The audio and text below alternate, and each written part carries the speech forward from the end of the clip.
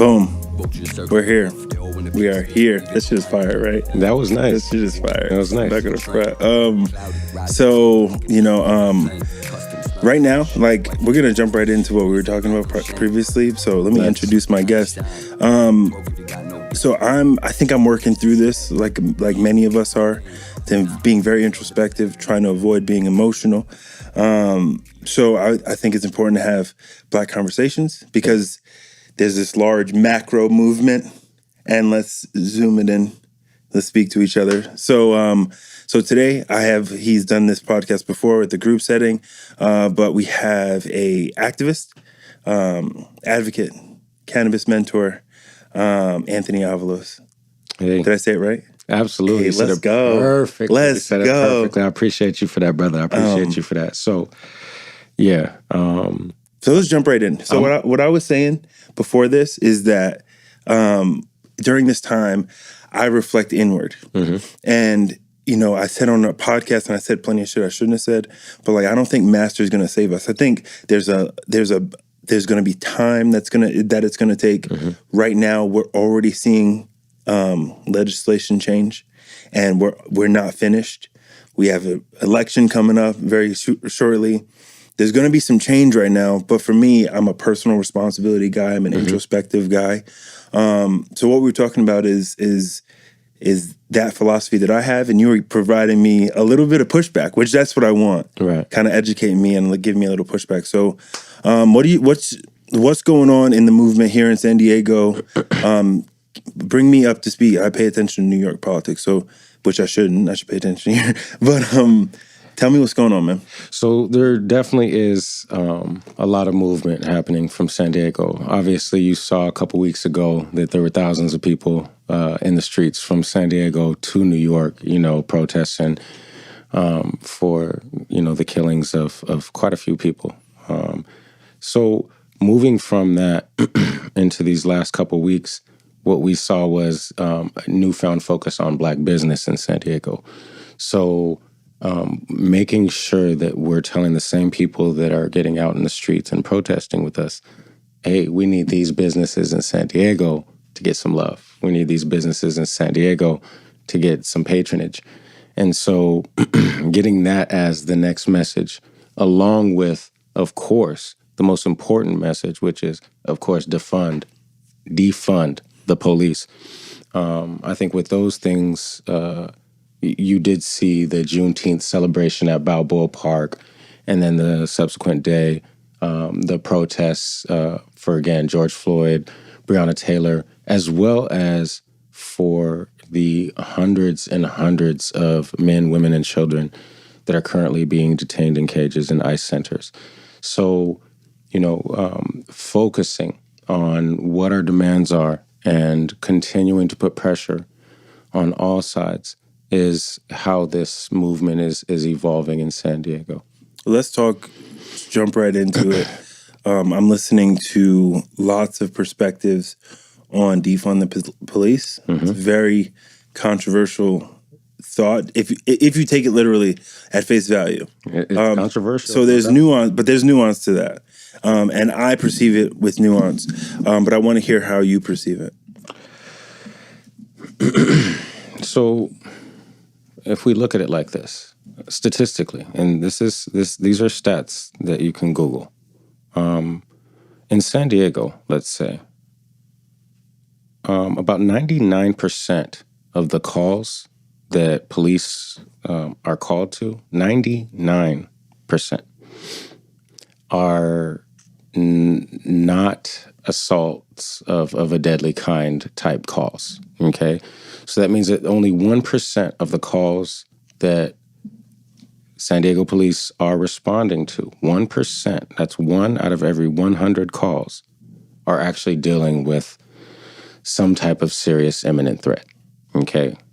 So my idea is that means that there's 99% of a possibility or opportunity for somebody that it doesn't represent a hammer to come to a situation and handle a situation.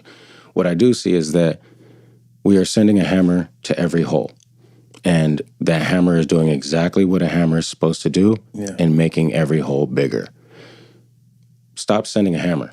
Yeah. Start sending the individuals that can actually help with mental health issues. Start sending drug counselors to help with individuals who might be on the streets because of substance abuse issues. Start sending individuals who are qualified to deal with the issues that they're being sent to handle. That is what defund the police means. It doesn't mean abolish the police, which I'm 100% behind. You're 100% behind abolition? Oh yeah, The abolition? absolutely. So here's that real quick in a nutshell.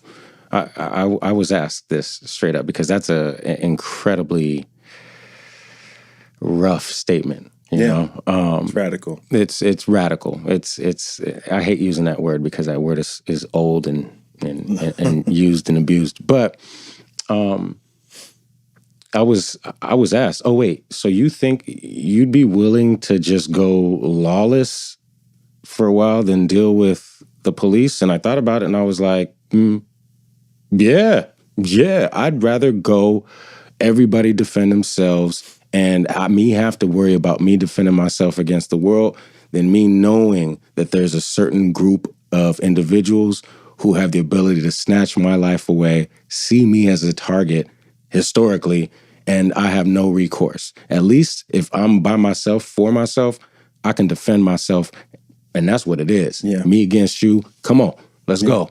You know what I mean? But if it's not that, if I know that I'm never going to be able to meet you on an even playing field, you always going to have 4 advantages. And people, come on, man.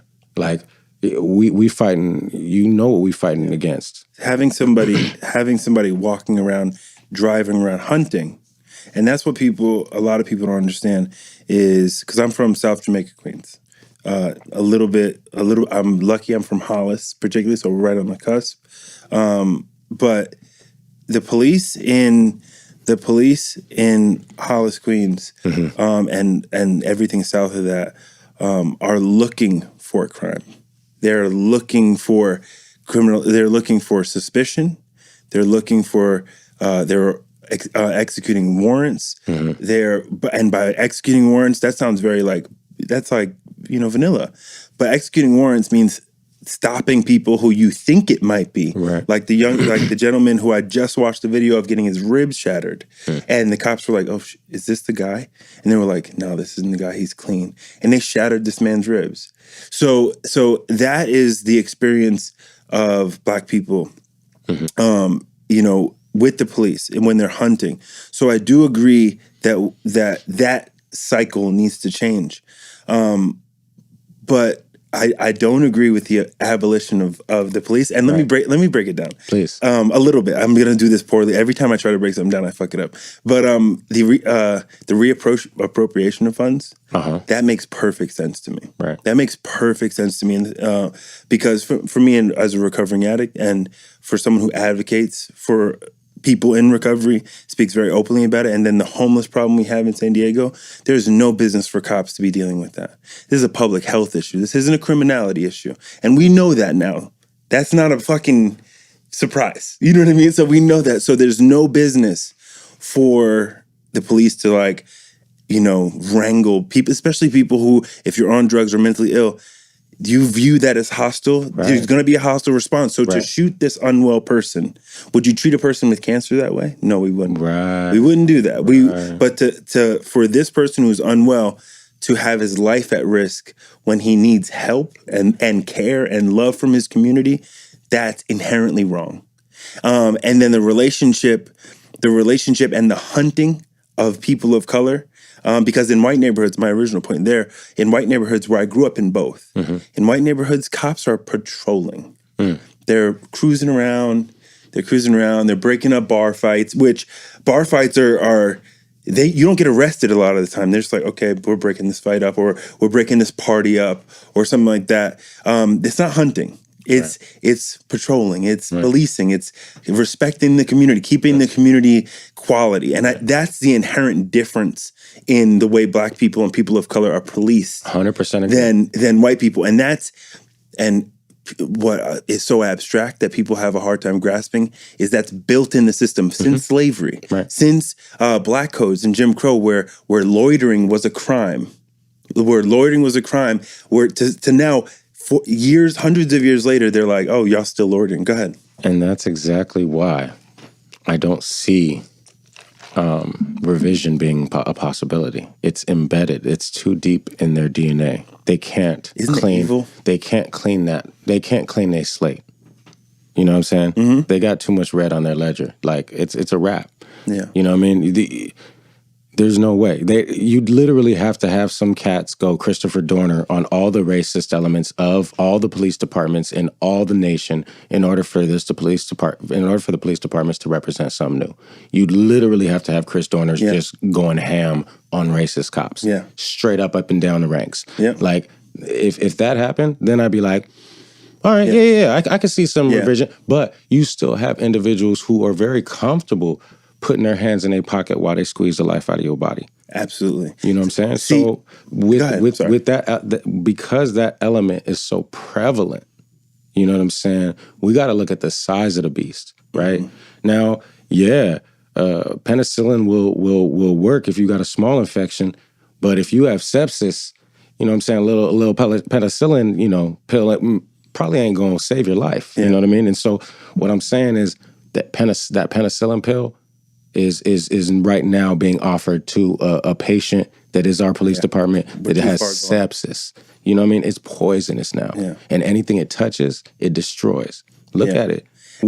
And that's where I do agree with you with the reappropriation of funds. Oh, yeah, absolutely. And so let's remove finances from, because you don't need $1 billion every year. You don't need a $10 million. Well, I think San Diego got $38 million a couple months ago. Yeah, they just not even a couple months ago, a couple weeks ago. Right when this was going on, they passed. And I believe there was that was the same day that we did the last podcast. And that night I was on the line too on hold. I didn't get a chance to talk because the line was 4 hours long for the community members to call in and say, we do not want these funds appropriated for this cause. Now, what we learned from that, right, was that the way that San Diego politics is set up, the mayor was going to be able to direct those funds wherever he wanted to, regardless of what our city council members voted. Yeah. So in essence, all our city council members would have done was voted in spirit. You know, now, could that just been a ploy for somebody to say, this is the reason why I walked the line? Of course. But when you look at the facts support that statement. Yeah. Well, Faulkner could have easily have just, redistributed the funds as he saw fit regardless. But that law and order principality has to play in San Diego because there's a conservative, even though the city is fairly liberal in a lot, depends on where you go. That in the spaces that I'm in, it's very liberal. Okay. In the spaces a lot of people are in, everything around the park, super liberal, progressive. You mean Balboa or Chicano? Balboa. So Hillcrest, North Park, City Heights. Good, big facts. Big facts. Yeah. Golden Hill, South Park, downtown. You know what I mean? Everything around the park is super liberal. Appreciate which Chris Ward, he's a Democrat. He votes fairly liberal and represents fairly well. But so that you have to play into the law and order strategy in conservatism that Trump is, playing the whistle for, like, we need to be tough on crime, tough on protesters, tough. So that's a difficult hurdle, and that's why we especially if the narrative continues to go in a different direction than the actions, right? Because at this point, we are smart enough to see that, there are some people saying that we need change, but we need to see that action. You know what I mean? Like, we're not... Again, I think that once you realize as a person what the value is that you're building in yourself and your future generations, you no longer accept what it is that's placed on you, the value that society places on you. And then you realize the responsibility you have to society. Absolutely. And so I think that once we're there, we realize that our responsibility to moving this conversation forward isn't selfish in any way. It's not to benefit me. It's not to benefit you. It's because it's our duty to our ancestors who got fire hosed. You know what I'm saying? Who got their buns whooped because they sat down in a spot they didn't belong sitting in. Yeah. You know what I mean? This is just... It's our birthright. I say that all the time. Participating in this democracy, people died for it. My grandmother fully, and people like her got the full right to vote when my mom was 7. That's my grandmother's alive, by the way. Your grandmother's alive, right? And so this is very real. It's very real and very current. And I think that's why I talk about people getting to know us. And what I say by getting to know us, get to know our history a little bit, and understand how we've gotten here, which is important to understand when you see a lot of people of color who don't vote as well. It's kind of been beaten out of us. So do you think that know your history or know our history is one and the same in saying that, you know, that learn about us is something that we also need to do within our own communities? You heard me saying it before this podcast, and I'll reiterate from what we spoke about. So I see a lot of momentum going outward. The abolition of police, I think that is idealistic, which I'm not idealistic. Very, but it is very. And I'm as a progressive, I don't even consider myself a Democrat. Right. As a progressive, I'm super idealistic. Right. And there's things that I strive for. And as a progressive, I see where our country and hope is a place where our country can be. And if I'm voting for people who are striving for that. Right. So that's what I mean as a progressive. So that's idealistic, which I support. But for me, with this movement and what it's forced me to do is be introspective because there's so much that I allowed, hating my blackness, because we're taught that. Right. And James Baldwin talks about vomiting up all the things that we were taught about ourselves to just exist here.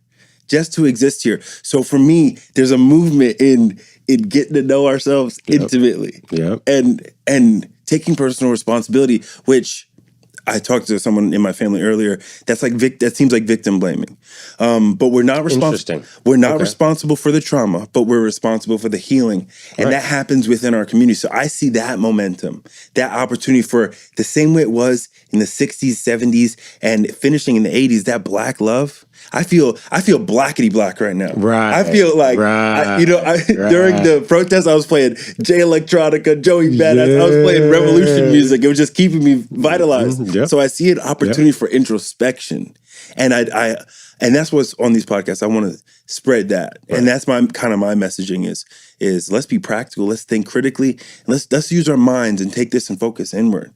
You know. So I think that one of the most important things that I do on a regular basis is read. For me, audiobooks is my way to... That counts. Absolutely. I listen to audiobooks. It counts for like 0.75 of a book, right? Yeah, I agree. In some way. And it's almost a little easier to retain information because you're doing it practically. You're doing things and listening, so it's becoming part of you. My house has never been cleaner. Exactly. You know what I mean? Like you're driving or it becomes part of what you're doing. Right. And so anything that, again, the book... one of the books that I'm reading right now is Stamped from the Beginning, a definitive history of racist ideas in America. And to see the evolution of anti-racist ideas, to see what, 100 years ago, somebody who was truly progressive, thought about, hey man, I don't think they're as inferior as you think. I mean, they're a little slow. They probably couldn't make it on their own, but they should be able to try. And it's like, thinking that was forward thinking, And now today to see, a lot of these patterns have cycled. Yeah. And the only way for you not to get caught up in the wave is to recognize that you're your own individual and find out what that entails. Yeah. What makes that up? And that's challenging. That takes a lot of humility. And humility takes saying that we're not okay. Right. And that's not it's not huge in our community. We're emasculated. My son is 3. And when he was 2, the daycare at church said, he's too big. he needs to, like, he needs to calm down or da-da-da.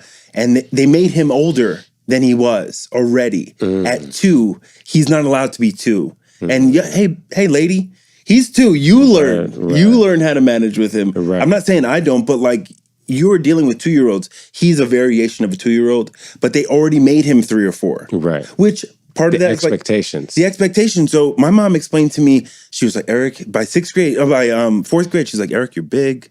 You know, people think you're older than you are. We're you know, so it's in our culture to be, I'm fine or I'm tough. And I think that goes into and I know it goes into our cultural hostility, and we're on alert. But in order to do that healing and to be introspective, we have to be willing to say there is trauma here. Right. And that's challenging, man. Well, I think that you just did it and did it beautifully. You know, I think that having the conversation, getting comfortable with being uncomfortable is something that if you look at it as a marginalized people, we've been practicing that our whole lives. Yeah. You know what I mean? We just got to shift the discomfort. Shift the discomfort to be in a place of your own head when analyzing oneself. And come with this thought. This changed everything for me. When I realized that there was no thought inside my mind that was so precious that it couldn't withstand scrutiny. Yeah. That changed everything, because then it wasn't me being a collection of my ideas. Yeah. It was me, Anthony Avalos, being an individual who was holding on to ideas as if they were dogs walking around me. Yeah. Now, if you're walking a 500 dogs, right, and somebody walks up and is like, oh, well, yo, that one dog is a little bit ugly, you gonna look and be like, yeah, you're right, that dog is kind of ugly already. But when that comes to our beliefs, when it comes to thoughts that we have that we feel are core values, and somebody questions that, all of a sudden, it's personal. You questioning me. Yeah. Well, no, they're questioning the idea that you believe in. And so once you can detach yourself from the ideas and say, these are ideas that I hold because I think that they're valuable. If I find that there's an idea that is more valuable than this, well, I'm going to change my position. I'm going to let that idea go and move on to the next one. Yeah. That gives you the fluidity, right? Yeah. So that you don't have to feel like your ego is attacked every time somebody is questioning you or doesn't agree with you. Yeah. It's, nah, man, they might have something that you don't know, or they might be missing something you do know. Definitely. Either way, dig in, see what's happening. You know what I mean? See if you can learn something. I soak up game from you, from everybody I come around for that same reason. Yeah, I feel like the people who listen to this and see me post about it have a hard time with that because culturally it's dogmatic. Right. The ideas, liberalism, conservatism is now religion. It's dogma, and it's different than ideas because it's in your heart now. It's faith. But it doesn't have to be. It doesn't have to be for sure, but that's why it's important. We don't need to keep soaking that up. No, and I did a podcast a few weeks ago called Think Critically. And that is important to do right now. Yeah. To remove, like, you're allowed to be wrong. I reserve the right to change my idea. Right. And like every day if I feel like it. The podcast I did on Monday, I had a really hard time putting it out because through this movement, I've had a hard time navigating it. Right. My feelings have changed, and I try to remove my emotion out of it. And like, it's hard. Like I said, that dog, like you said, that dog's ugly. Like I should be able to be like, yeah, that dog fucking is gross. Yeah, you know what I mean? Like, and then another, like I should be allowed to change. Yeah, you know. But that also takes your circle, bro, because without your circle giving you a safe space to change. Look, here's one of the weakest parts of our culture: when somebody switches up and evolves their thinking, and somebody's like, nah, I remember when you were saying the other thing, and now you saying this and all. We gonna roast you for 15 years. You know what else we do? What's up? We question each other's existence. You're not black enough. You're not down for the cause. I agree with that. And I've seen that. I had that happen in my own family. Recently, someone said, you got a little too much white in you. I don't. I get to walk around as this big black man the rest of my life, and you know what I mean? No human on earth, and this is coming from somebody who is half black. All right, I'm a quarter black, quarter Jamaican, so yeah. And then half Mexican. Yeah. And so I was built, for this conversation. Yeah. Literally, I broke barriers within 2 family lines. Yeah. You know what I mean? Where I was the only Mexican on one side and the only black on the other. Yeah. You know what I mean? Yeah. And so the identity that I had to absorb came directly from my experience. Yeah. You know what I'm saying? And so if you want to define an experience and put a line in an experience to, okay, this, he's been through enough, he's definitely Black. You know what I'm saying? Yeah. We have to understand what we're saying when we're doing that. What we're saying is the amount of trauma that I see out of you isn't at a high enough level for me to vibrate with you. Or I see the way you're dealing with that trauma as being a way that's different from the way I'm dealing with that trauma. It's against our religion. Right. It's against our wokeness. Right. It's in that movement. And so, again, allowing that safe space. Yeah. That's where so as Black men, women, the first order of business is creating a safe space for yourself and then creating a safe space for whoever is next to you. If they next to you right now, and you ain't created a safe space for them to change their mind, poo-poo on you. You're doing a disservice. Yeah, poo-poo on you. Yeah. You know what I mean? Yeah, man. It's, and you know what San Diego's made of those people? I think we've all have had our existence, like the more Black people I come across, we've experienced, especially being in this city, because we're such a small percentage of the population, and we have participated in so much of American culture. I won't even say white culture, but we participate so much in traditional American culture that we have this racial ambiguity. Absolutely. This limbo, this racial purgatory where you're not Black enough or down for the cause here, and then you're never going to be white, and you have all the trauma. Right. You have all the trauma. You have all the, you got all of that, but you're in this space where you're not really accepted by both. And ladies and gentlemen, that is the beautiful struggle. You know what I mean? That's part of Blackness. That's is absolutely part of our experience here. And what's beautiful about what you're saying right now is that there's not one Black American who hasn't experienced that exact judgment or passed it. You know what I mean? Because I know I've said some of those exact words to people, and I've been, are you an Uncle Tom? Or on the flip side, you're the good kind of Black. Or on the flip side, I thought you were more of like a, like go with the flow kind of, you know what I'm saying? And it's like, look, I get it. You know what I mean? I got the curls for the girls. You know what I'm saying? No, I'm just kidding. But in all reality, we all judge books by their cover. Absolutely. You know what I mean? And that's part of the condition, man. That's our human condition. Right. And look, we have to use the tools that we have to analyze the information keeps us safe, coming in. To be honest with you. And yeah, you're absolutely right. I agree with you 100%. So we need that. But there is flaws in that, right? And we have to recognize our own human flaws and work against them when necessary.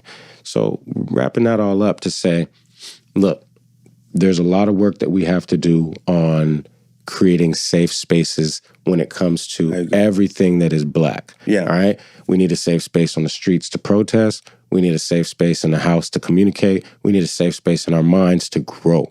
And so if we're not actively working on all those three things, this we're not going to be as helpful to the movement as we want to be.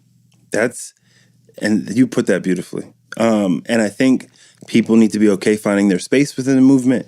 And that's you're reflecting my sentiment, and I appreciate you doing that. Because for me, it's very inward, like I said, and I think myself and so many people like we started a people of color friendly AA meeting. Mm-hmm. And that's a safe space for us to be as brown as we want to be in AA, because in AA, I'll be the only Black person speak. And I don't want to share this because it's divisive or I can't, no one will, I do it because I don't give a fuck. But there's people who won't tell parts of their story. Because nobody will understand or vibe with that. And they'll think all the things in your, and even if they don't do it, your imagination says they're going to judge you or whatever. Because you've been judged. So I agree with creating safe spaces. And I think that's the best part of the groups that I've joined during this time is that I feel like I can say anything being proud to be Black, I can say that as loud as I want to. And that's what this time where I say I feel blackity black, because right now I have no problem saying that. I was in a business networking group and I was going off, and not in an ignorant way, speaking that language, and still going off because I feel so empowered to be Black. And that's where I see this movement. That's beautiful. Because there's idealism and things we hope for.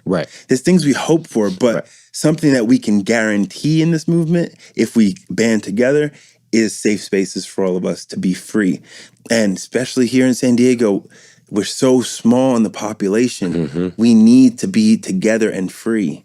And not question each other or judge each other or you're this, you're that. And that's where I see the momentum going, or I hope the momentum goes. Well, and it can, right? There are elements that we haven't talked about that we're not going to have time to really dig into that we're going to need to make that work. And one of the primary elements is, of course, economics, right? Because a feeling will dissipate quickly if your belly's empty. Yeah. You know what I'm saying? People got things to worry about. Right. And life, unfortunately, 2020 is not, is not slowing down. So not at all. I think that, with a lot of these individuals who had, kind of built a step, to step up and develop Black businesses, a lot of those small businesses are the ones that are absolutely getting destroyed by COVID. I think it's 40% of Black businesses are on the verge of closing. Black and brown businesses have been hit the hardest, and I've been very calloused about it because it's like, we got to compete with the world, son. Like me as a Black business, everything I do, obviously, I have. You always know that you're at that heightened level of expectation. I'm not competing with just Black people. Right. I'm competing with the highest levels of every ethnicity. And I think we fall short there. Sometimes we think I got to stay in my community, which is there is nobility in that. And we need that. But the point, we are getting fucked in this time, and it's hard to be connected when you're going out of business. Go ahead. It is. And so what we have to look at, right, are some of the options moving forward. Now, for me, being a cannabis equity advocate, we can get into that. I feel that is a avenue. Right, and it's an avenue that is very underutilized. You mentioned 50%. Yeah. We can talk about that. A 50% crime rate or 50% of the arrests. The statistic is we're 13% of the population and responsible for 50% of the arrests. Now, that can be changed to interpretation, but that's the statistic that I quoted. Go ahead. Right. 50%. So I'm sure that if we look at the statistics of the war on drugs and which communities were most devastated on the war on drugs, then, we'll see very similar statistics. My thought is this. We recognize right now that there is no Black representation in cannabis right now. There's very few cannabis brands. I think there's maybe 2 Black-owned cannabis dispensaries in the state of California, none in San Diego. So there's a lot of opportunity for growth, right? But that starts with us creating those foundational components, right? So when it comes to what can we do inside the Black community, what can we do inside the brown community, what can we do inside these communities that are underserved? Well, what I would say is everybody who is looking to get active, follow Nipsey Hussle. Follow his blueprint. Because what Nipsey Hussle did in L.A. is something that we need to do in every city in the United States. Now, how we leverage finances and things of that nature that's gonna be discipline. Case by case. We need discipline. Well, I think it's challenging. We need discipline, and we also need to continue to put pressure because for the first time, companies are actually saying, we recognize that there's some weird stuff going on here. You know what I mean? Someone said, companies are addressing race like black people just came out. Yeah. we're new. Like we just popped out. And that's what I say to people is like, you were in on the heist. Now you don't like your cut. Like, you know what I mean? Like you knew what was going on. You heard us say it. Now it's popular and you have to say it. Right. If you don't say it, your business is going to get attacked or your CEO is out of here. Right. And why not? Oh, let's go. Let's leverage. Why not? Leverage. I feel that pressure right now needs to continue. Definitely. We're finally getting, a friend of mine, he manages a few buildings. He manages security for a few buildings, high-rises downtown. And so he's often interacting with different patrons as they visit the high-rises. And he said that he was very put off by how nice everybody had been to him in the last 2 weeks. Someone offered me money, bro. Really? Yeah. He was like, people just were saying hi to me for no reason. Yeah. Like, just, hey, how's it going today? He was like, it made me uncomfortable. And I said, yeah, that's what happens when somebody who was treated less than equal for their whole lives and then starts being treated as an equal. That's what happens. It feels weird at first. Yeah, it feels weird, yeah. You're not used to people looking at you and saying, hey, I see you. I acknowledge your presence. Yeah. I hope you have a good one.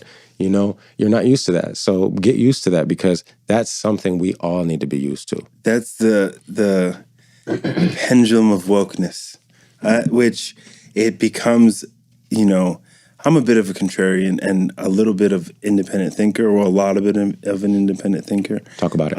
And the pendulum of wokeness, right now it's so woke. People are going hard in the pain. It's like, hey, take it easy. take it easy a little bit. Do you think that that's a direct reaction to the Trumpians? Absolutely. And that's what I'm saying. The pendulum is because people say 2020 was awful. 2020 has been challenging with thing after thing, but this is 3.5 years of a Trump presidency culminating. This is piss poor leadership. This is administration change. This is racist and inflammatory remarks. This is constant barrage of controversy. Right. And now if this was and this is where the Joe Biden argument is reasonable, even though I'm not a supporter, I want business as usual. Right now, let's have business as usual, and then we'll work from this. But I don't want to work from this place behind the 8 ball, because right now we're behind the 8 ball. Things have gotten worse for so many people. I agree. And they'll argue and say, but the economy.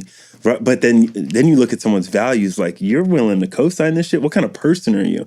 And now that's why it's so challenging, because this is the first time, because when Bush was president, you can say you're an asshole, or Bush is an asshole. But now you're like, yo, this is, you accept those values? Right. You're going, anyway. I think that with that, though, we have to remove our emotion from that conversation now. Mm-hmm. We have to start being okay with seeing people that we didn't think were racist putting a flag on the racist side. For sure. If they saying some kind of okey doke, what about this? I don't know about the looting and the... Oh. Word. Gotcha. I see you. Yeah. Yeah. It's not, again, we're back to that. We're past... I'm not here to convince you, bro. You letting me know in the smallest way that my life does not matter. I'm not going to sit here and try to convince you that it does. I think people, my in-laws are conservative. Trump conservatives. So it's a very delicate dance. It's mental gymnastics, because the thing is, it's very good for me because I have to learn how to play chess, because I can't get emotional. Because if I get emotional, then it's because you're white. Oh, your argument's over. Right. No one's gonna give that credit. But that's the thing with the Trump thing, is because it's so. I would ask any Trump supporter, who knew me, would I have to die for you to stop supporting? Yeah. And if I did die, would you make sure that you? Yeah, I need. Yeah. I need you. I need you in the front. You need to cut your rubber bullet to the forehead. Yeah. Because you and they face so much behind me dying. Like, if you're still supporting Trump, again, I get it. That's family ties, and that's a delicate dance. But if you're still supporting Trump at this stage, me and you are enemies. We're not. I don't want to talk to you. I don't want to converse with you. I want you to stay away from me, because I see you as a threat to my life. and that's why you coming on here is important, because that is a perspective. That's an absolutely valid perspective, because I said earlier this week, master's not going to save us, and we have to take. We have to take. You know who else does that in a different way?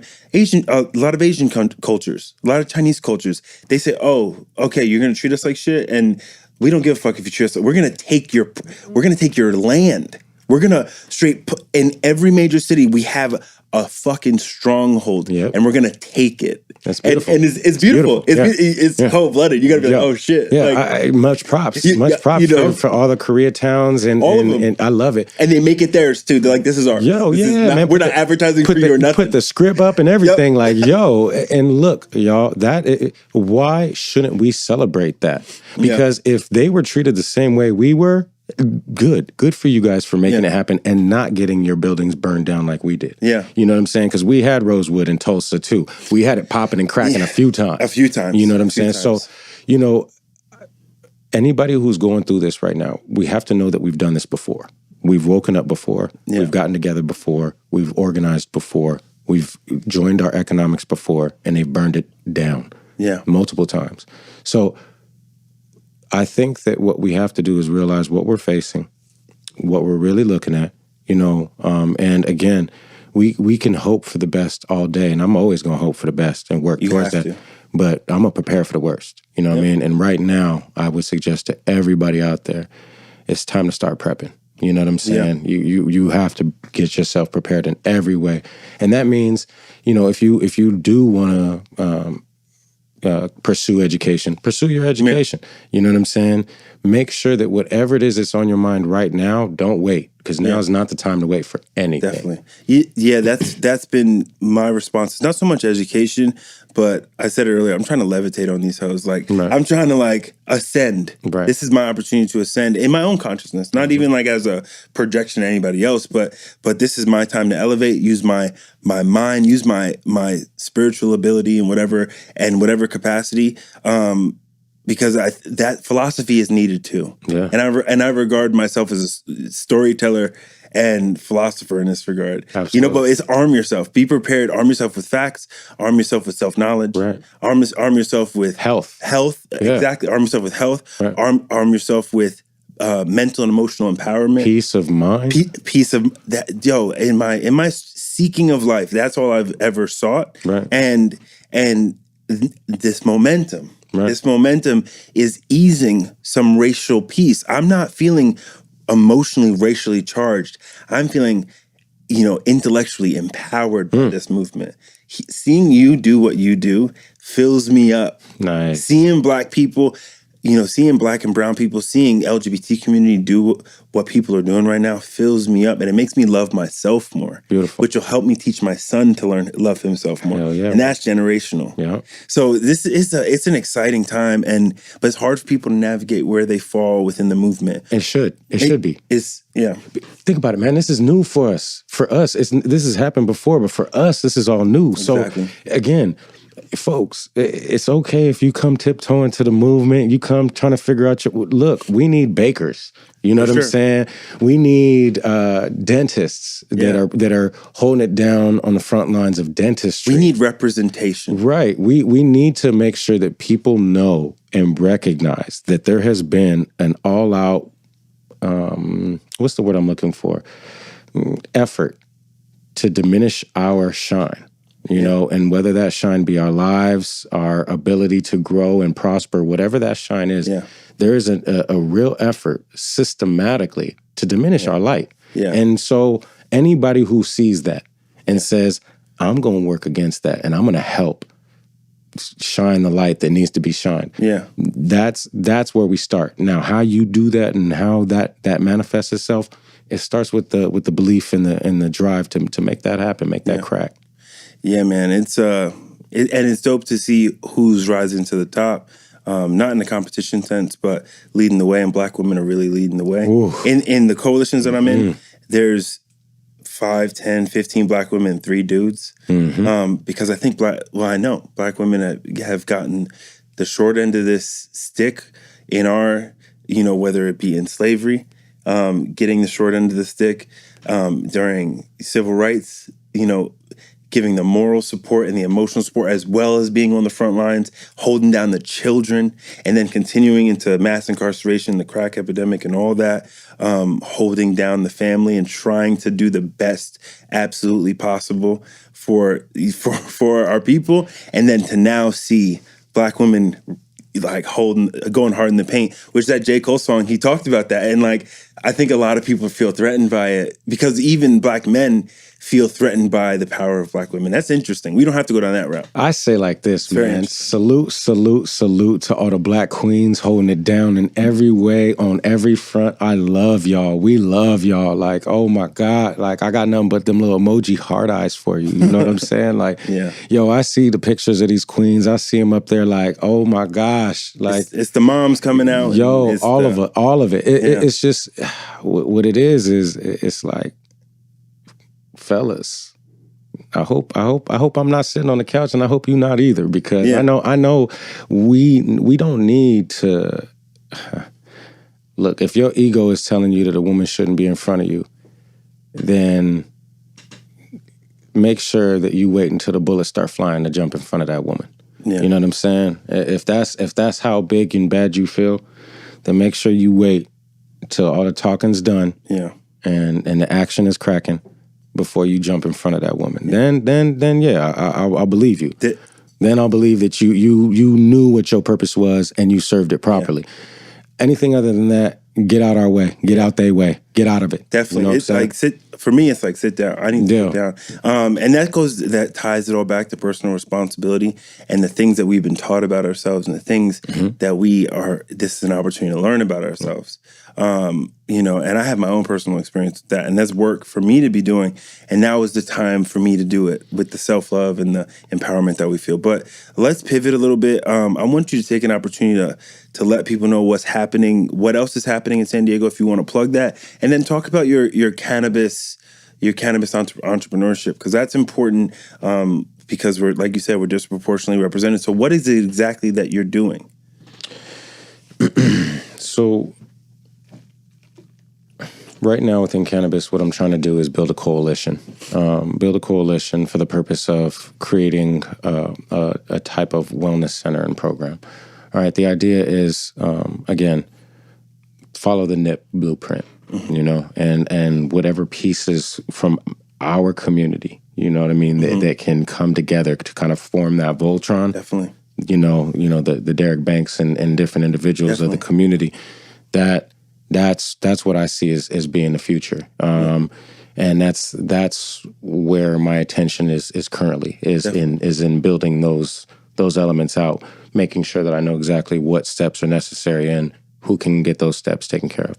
Definitely. Now with advocacy, obviously, there's plenty of conversation to be had, right? There's, on the criminal side of cannabis and how many people of color are still being incarcerated at ridiculous rates because of cannabis.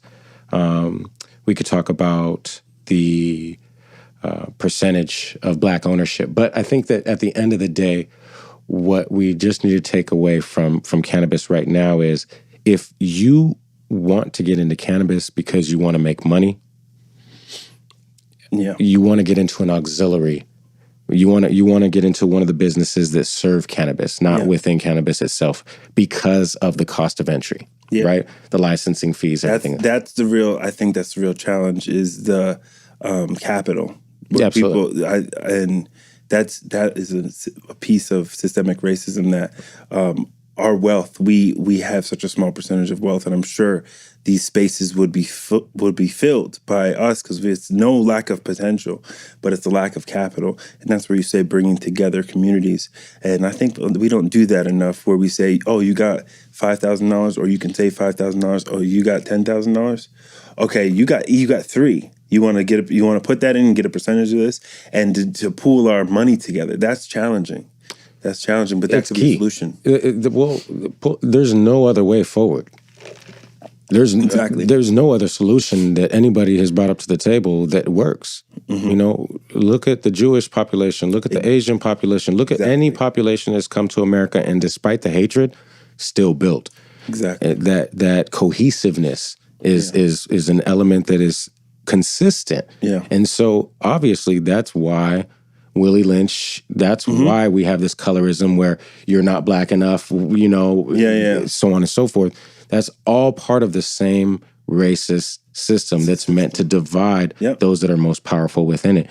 Now, look, I get it. Now that I've kind of learned a little bit more about history, I get the fear that we elicit. Okay?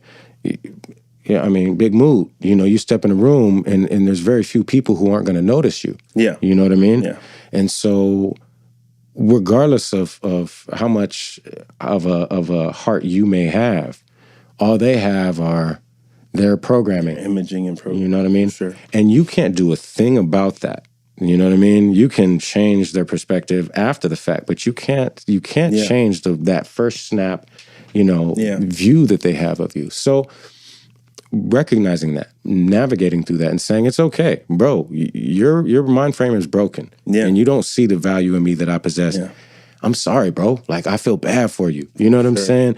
And and leave it at that, because we can't continue to burden ourselves because we're empaths with the feelings of everybody else has for us. Yeah. We can't, man. That's too much. So build your foundation, figure out what it is that you are, that you bring to the table, and then branch that out into all these other conversations so that when they pushing you with whatever the stimuli is, you're steady. You can take that. Yeah. Yeah, it's self-awareness, and I'm only acquiring that with life experience and age. I'm only acquiring, spending less time worrying about what people think of me. I worry about that every third month. Nice. You know what I mean? Like, nice. It used to be every minute month. of every day. Right. You know what I mean? But every third month I'd be like, what are people thinking about me? You know what I mean? So they say that there's actually a part of your brain that is responsible for that, and it's the largest when we're in our teens, and it gets smaller as we get older. That's why old people don't give a fuck. My mom says that. She's like, I wasted my whole life. She's like, I don't give a fuck. Yeah, so as we get older, we're going to care less and less about what people think. You know what I'm saying? That's just a part of aging. And it is a release, right? It's like a relief almost, like we're not burdened by that anymore. It is. But at that point, our moral compass has to kick in even higher, because at that point, because we don't care what other people think, wherever our moral compass is where it's going to stay. For sure. So, we got to make sure that we're in alignment too, so that we're not, a Trump when we get old. You know what I'm saying? Fully unaware of himself. Isn't that weird?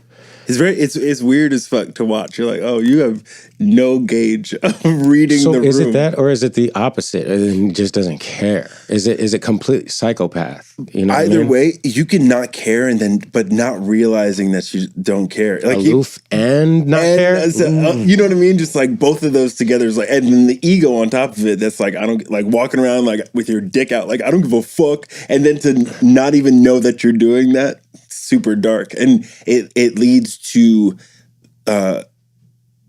dictatorship, or the ability that you can dictate and say, I'm doing whatever I want. And I think that's what people see with Donald Trump, that they're like, yeah, he's just doing whatever the fuck he wants, and disenfranchise people who cannot do what they want. They don't have the money to do what they want. They don't have the power, the professional freedom to do what they want. They see that and they're like, that's my guy. That's my guy. He doesn't care. So, and yes, I agree with that. My challenge is this: if you're cool with all that, and you're still cool with the racism, yeah, man, yeah, you have no argument. For me, I don't care about your argument. Yeah. You know what I'm saying? Because you don't care about my life. Yeah, you know what I'm saying? Yeah. And so again, this is how I see it. If you support Trump, you don't care about my life. Why do I care about your opinion? For real, yo. Straight up. You would be cool with me dying today. Yeah. I'm cool on listening to you tomorrow or yesterday. Like, get out of here, kid. Here's a lollipop. And that's the thing. Like, we're meant to pacify ourselves. We're expected to pacify ourselves in the sense that you can have those values that are completely contrarian to my values and completely inflammatory. You can have those values, and I still have to tiptoe to be in your world. And that's the reality, right? But I think that right now that's changing. I think that right now, again, the pressure that you're saying to continue to put on, is one that can make it so that we don't have to tiptoe anymore. We don't have to share that reality where we're consistently diminishing our reality to make others' reality more comfortable with our existence. And now it's, I think that whites are telling us they get it. They understand. There's some real things to atone for. Yeah. And, the conversation about abolishing the police, the conversation about defunding the police, and the conversation about reparations, all that is a conversation that's not going anywhere. I would suggest to all my white allies start discussing with your fellow counterparts the real elements of defunding the police, abolishing the police, and who's moving in that direction and why. Because while we have to do work on self, and hopefully we're doing that every night, every day, we still got to be hitting it. Definitely. I think I agree. And that pendulum, 3.5 years of this bullshit, and now we're having time with this. We got to keep the pendulum up there, right? At least till November. You know what I mean? At least to get this out.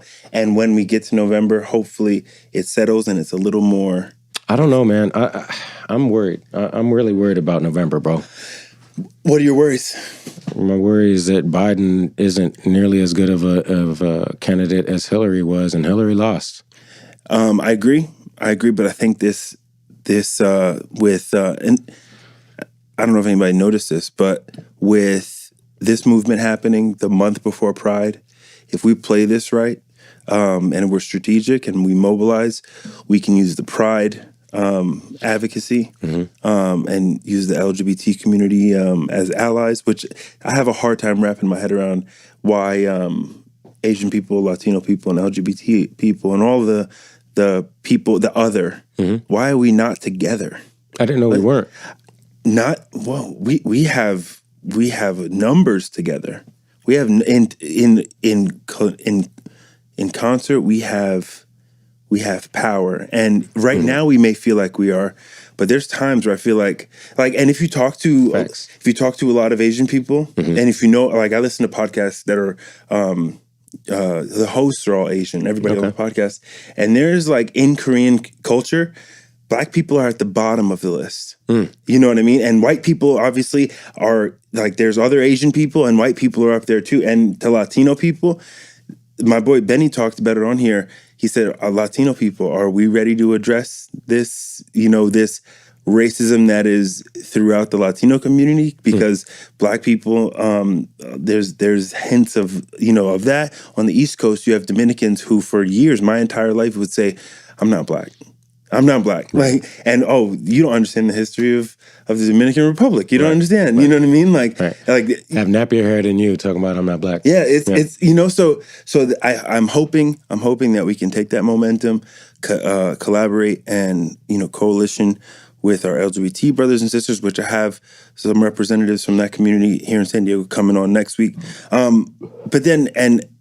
But together with that momentum, we can get it to November and at least settle the pendulum, at least settle it, and there'll be more acceptance. And then we have leverage to start enacting our demands. So my thought is this. I definitely understand the theory, right? Which is just the theory. We want to moderate the message so that it doesn't push the far right too far in the other direction, wanting to balance it out. I understand that completely. And that's where something like abolish the police could become problematic, because then on the flip side, it would be, no, these guys they want lawlessness. Instead, let's triple the police. Yeah, exactly. Well, that was navigated for... I got something even worse than that. What if they actually do abolish the police? We actually do get the programs that we want that actually do help the community. What happens to all those trained individuals who have all those guns and those tanks now? Yeah. What do they do? Radical. You know what I mean? Because think about it. What can a police officer do after 10, 15 years of just beating on Black people? Yeah. What are you qualified for? Yeah, what do you... Yeah. You know what I mean? Yeah. So think about it. If we do really abolish the police department, we're going to have a bunch of trained and, halfway armed individuals who are angry. Yeah. You know what I mean? So, and these are individuals who already have a propensity to beat up people who are weaker and Blacker than them. You know what I'm saying? So yeah, there's levels to everything, right? But again, that's the game we're in. So knowing that this is what's happening, knowing that this is what we're up against, there's no half stepping for me. Like my position is one that, from what I've seen and experienced, there's certain things that I can be flexible on, and certain things that I cannot. I feel you. You know what I mean? Again, that's for other people to be flexible on. You know what I'm saying? Like, if they have the ability to meet somebody halfway where they're at. I have to. Right. I don't. You know what I'm if you don't, and you need that. Right. Like, you have to have both. I think that is important. And that's the thing, I think people have a hard time, especially white people have a hard time with this, that this is such a nuanced issue, and there's so many pieces of this that are abstract, that are intangible, tangible internally, tangible consciously, but not like this table. Right. And people have a really hard time with that. And in this space, you need philosophy and intellect. You need assertiveness and taking and affirmation in moving forward. You need all of those things within this, and it's nuanced. And you're not all the way right. I'm not all the way wrong. I'm not all the way right. Nobody is. But it needs to be together. Right. That is it. Right. Like, that's why it was so important for you to come on here, and the people I have coming on here, is because I'm not that smart, bro. I don't know. You're pretty sharp, bro. No, I don't know 99% of shit, though. You know what I mean? Like, we don't. We just simply don't. So I need you to have like a little bit more, a little bit more. The other 3%, I don't have, a little 3%, and I don't want people who think like me fucking around me all the time, all the time. So that's why these conversations. That's why I was like, yo, this is an opportunity for this shit to like really come on a podcast and like politic on it and like get perspective, because the people listening and watching, I have a larger white audience, social media wise, everywhere. They're very outside. They're in the bubble outside of this. So hearing me probably is going to rock some folks' world. Good though. And so, for those people who are getting their socks rocked off, hopefully they didn't fly too far. Hopefully they're just in the same room. You can just grab them right now. But that was me. The fact is that what I'm speaking to is an experience that is very difficult to articulate. It's very difficult to, like you said, describe something that doesn't have a physical form, which is the Black experience. But I will say this, the reason why us in our own community do challenge each other and each other's Blackness is because of what I said earlier. It really is. Is your trauma match my trauma? Does your anger match my anger? Trauma porn. Right. And so porn. I think that, for us, that's our way of internally discussing our trauma. We don't realize it yet because we have our self-work to do, but that's where that really comes from. Now, that's not to say that certain statements couldn't be triggers. Yeah. So going back to the conversation you had where we're talking about white and Blackness, you know what I mean? Or you're not Black enough or whatever.